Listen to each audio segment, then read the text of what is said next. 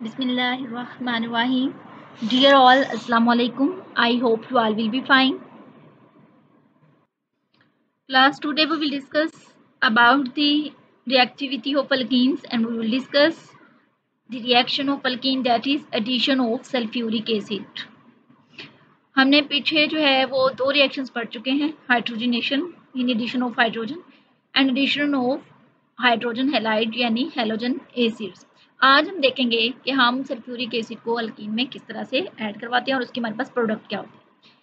When alkenes are treated with cold concentrated sulfuric acid, they are dissolved because they react by the addition to form alkyl hydrogen sulfate। जब हम alkenes को react करवाते हैं cold concentrated sulphuric acid के साथ, ठीक है, तो हमारे पास प्रोडक्ट आती है अल्काइल हाइड्रोजन सल्फेट, यानी और ये बेटा अब देखें ये हमारे पास अल्कीन दी गई है और यहाँ पर ये हमारे पास है सल्फ्यूरिक एसिड H2SO4। अब इसको इस तरह से ओपन स्ट्रक्चर करके इसका लिखा गया है, ठीक है। अब होगा क्या, ये हमारे पास है SO4 माइनस, हाइड्रोजन की बात करें तो H2SO4, ठीक है, ये SO4 माइनस और ये हाइड्रोजन ये सेपरेट हो गए। अब ये क्योंकि इसका पॉजिटिव पार्ट है, ये इसका सारा नेगेटिव पार्ट है SO4 माइनस और H प्लस, ठीक है। ठीक है, अब क्या होगा HSO4 माइनस और H प्लस दो पार्ट हो गए ना, ये H ये SO4 माइनस और प्लस H प्लस। अब ये नेगेटिव पार्ट है सारा, ये पॉजिटिव पार्ट है। अब क्या होगा कि एक तरफ, क्योंकि ये वैसे भी सिमेट्रिकल अभी हमने पढ़ा, ये एक तरफ जो है वो हाइड्रोजन चला जाएगा और एक तरफ ये सारा जो है वो इसकी तरफ ये पार्ट चला जाएगा। एक कार्बन की तरफ पॉजिटिव पार्ट और दूसरी कार्बन की तरफ नेगेटिव पार्ट जाएगा। जब ये हाइड्रोजन यहाँ जाएगा तो ये किस में कन्वर्ट हो जाएगा, CH3 में, क्योंकि ये बॉन्ड तो ब्रेक डाउन हो जाएगा ना, CH3 ये CH3 बन गया, ये CH2, ठीक है, और इसके साथ पूरा का पूरा ये जो है वो हमारे पास जो है वो अटैच हो जाएगा। अब ये इसको O ये SO3 को कंबाइन करके यहाँ पे लिखा गया SO3H, यानी ये SO3H और ये O माइनस, O क्योंकि ऑक्सीजन के साथ डायरेक्टली अटैच होता है तो ये सारा ये हमारे पास बन जाता है अल्काइल हाइड्रोजन सल्फेट।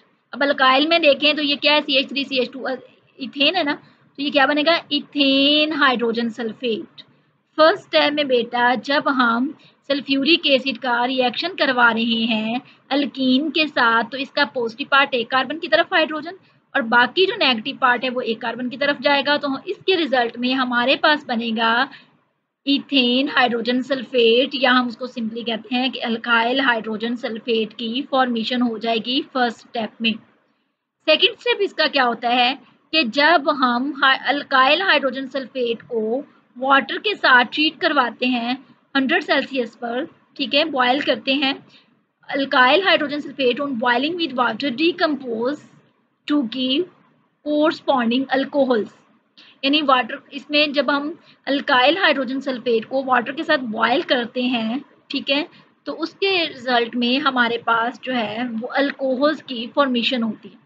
अब यहाँ पे वर्ड है कोरस्पॉन्डिंग अल्कोहल्स, मीन यहाँ पर जो अल्केन अल्काइल जो भी अल्काइल होगा उसी के कोरस्पॉन्डिंग, यानी उतनी जितनी कार्बन हमारे पास अल्काइल हाइड्रोजन सल्फेट में है उतनी ही कार्बन वाला अल्काइल का अल्कोहल बनेगा, यानी ये देखिए CH3 CH2 है, तो जो अल्कोहल बनेगा उसमें भी दो ही कार्बन होगी CH3 CH2, ठीक है। अब होगा क्या इस रिएक्शन में कि ये जो है SO3 ये रिप्लेस हो जाएगा किसके साथ, हाइड्रोजन के साथ, H2O के साथ।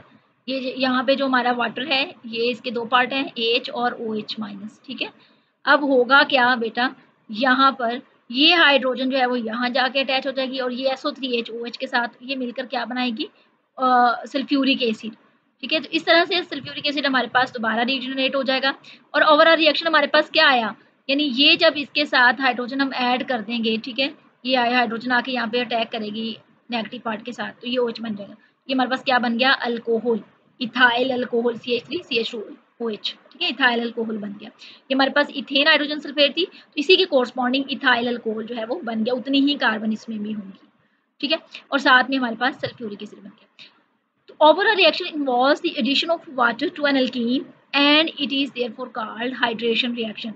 हम इसको हाइड्रेशन भी कहते हैं, यानी हम ये कहते हैं कि जब एडिशन ऑफ सल्फ्यूरिक एसिड करवाया जाता है तो हमारे पास जो प्रोडक्ट बनती है उसमें वाटर ऐड हो जाता है और इसलिए इस सारे रिएक्शन को क्या बोलते हैं, हाइड्रेशन रिएक्शन। ठीक है, हाइड्रेशन रिएक्शन कहते हैं। क्लास नेक्स्ट रिएक्शन जो हमारे पास दिया गया है वो है addition of halogens. Halogens mean X से रिप्रेजेंट करते एक फैमिली है, ठीक है, जिसमें हम chlorine fluorine chlorine bromine iodine, ये हमारे पास एक फैमिली है हेलोजन की। हम इसकी एडिशन करवाएंगे कार्बन कार्बन डबल बॉन्ड पर। The alkene on treatment with halogen in an inert solvent like carbon tetrachloride CCl4 at room temperature give vicinal dihalide or 1,2 halogenated products। ठीक है, अब ये देखिए, ये हमारे पास हेलोजन है, ये कोई भी हेलोजन हो सकता है, ये जनरल दिखाया गया है, यानी फ्लोरीन क्लोरीन ब्रोमीन और आयोडीन में से। अब ये हमारे पास सॉल्वेंट है जिसकी मौजूदगी में ये रिएक्शन होगा, कार्बन टेट्राक्लोराइड। ठीक है, अब होगा क्या, ये जो है वो पाई बॉन्ड ब्रेक डाउन हो जाएगा सेम उसी तरह। ये हमारे पास जो दो एम्बिल फर्ज हमारे पास क्लोरीन क्लोरीन है, तो ठीक है, इसका भी बॉन्ड ब्रेक डाउन होगा। एक जो है वो हमारे पास इस तरफ ऐड हो जाएगी और एक इस तरफ से, तो ये वेसिनल डाइहेलाइड, यानी दो एडजेसेंट कार्बन, ये कार्बन इस कार्बन की एडजेसेंट कार्बन है, तो दोनों एडजेसेंट कार्बन पे हेलाइड है, उसमें हम कहते हैं वेसिनल डाइहेलाइड। इसकी हमारे पास फॉर्मेशन हो जाती है। Bromine and chlorine are effective electrophilic reagent, मतलब ये इलेक्ट्रोफिलिक, मतलब ये इलेक्ट्रॉन को लाइक करते हैं और यहाँ पर आके इजीली अटैक कर सकते हैं।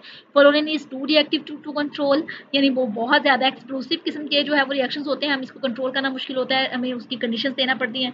तो जो आयोडीन है वो बहुत ही स्लोली रिएक्ट करता है, तो इसलिए हम आयोडीन डज नॉट रिएक्ट, मतलब उसके लिए बड़ी ड्रास्टिक किस्म की कंडीशन चाहिए होती है, रिएक्ट तो कर लेता है, ठीक है, तो आयोडीन डज नॉट रिएक्ट, बहुत ड्रास्टिक कंडीशन चाहिए इसको रिएक्ट करने के लिए। तो मोस्टली जो हम रिएक्शन को डिस्कस करेंगे वहाँ पे हमारे पास ब्रोमीन और क्लोरीन होगी। हम अब इसका मैकेनिज्म देखते हैं कि किस मैकेनिज्म के तहत जो है वो ये रिएक्शन होता है। Class, now we will discuss the mechanism of addition of halogen to alkene. A bromine molecule becomes polarized as it approaches the alkenes. This polarized bromine molecule transfers a positive bromine atom to the alkene, resulting in the formation of a bromine ion. ये हमारे पास bromine molecule है, जो ही ये इस molecule के करीब आता है तो due to distortion of electrons, मतलब ये इसको इलेक्ट्रॉन इलेक्ट्रॉन रिपेल्स करते हैं, रिपेलिंग की वजह से ये इलेक्ट्रॉन एक तरफ पुश हो जाते हैं। जब एक तरफ पुश होंगे तो इस कार्बन पे पार्शियल पॉजिटिव चार्ज और इस पे पार्शियल नेगेटिव चार्ज, यानी जो ही अल्कीन के पास आते हैं मॉलिक्यूल तो इलेक्ट्रॉन रिपल्शन की वजह से ये हमारे पास ब्रोमीन का मॉलिक्यूल जो है वो पोलराइज हो जाता है, एक पे पार्शियल पॉजिटिव और दूसरे पे पार्शियल नेगेटिव। अब ये जो पार्शियल पॉजिटिव है, क्योंकि ये इलेक्ट्रोफिलिक हो जाता है, ये आके यहाँ पर अटैक करेगा। ठीक है, जब यहाँ अटैक करता है तो ये इसके साथ मिलकर एक ब्रोमोनियम आयन जो है उसकी प्रोडक्ट बन जाती है और ये ब्रोमीन अपना पूरा इलेक्ट्रॉन लेके यहाँ से खारिज होती है, यानी ब्रोमीन पे प्लस चार्ज आ जाता है। ठीक है, अच्छा, अब नेक्स्ट क्या होगा, the nucleophilic bromide ion then attacks, ये जो न्यूक्लियोफिलिक हो जाता है ना, जो नेगेटिव होता है वो न्यूक्लियोफिलिक होता है, तो attack on the carbon of the bromonium ion to form vicinal dibromide, ये जो है ये आकर इस पे जो है वो इस कार्बन पे अटैक करेगा। ठीक है, ये जो इलेक्ट्रॉन है वो यहाँ शिफ्ट हो जाएगा, इस तरह से ये यहाँ और ये यहाँ, इस तरह से ये जो वेसिनल है हमारे पास अल्काइल हैलाइड वेसिनल डाइहैलाइड वो बन जाते हैं, यानी 1,2 डाइब्रोमोइथेन इसकी फॉर्मेशन हो जाती है हमारे पास।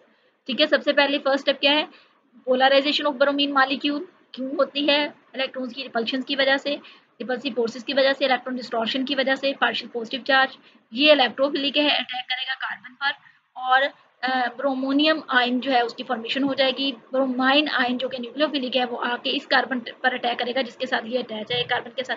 जब ये यहाँ अटैक करेगा ये यहाँ से इलेक्ट्रॉन ब्रेक डाउन हो जाएगा, ये इलेक्ट्रॉन पूरा यहाँ शिफ्ट हो गया, इसी तरह और ये अपना इलेक्ट्रॉन साथ लेके आएगा, इसके साथ मिलकर यहाँ पे रिएक्शन करेगा, तो ये हमारे पास जो है वो 1,2 डाइब्रोमोइथेन की फॉर्मेशन हो जाएगी।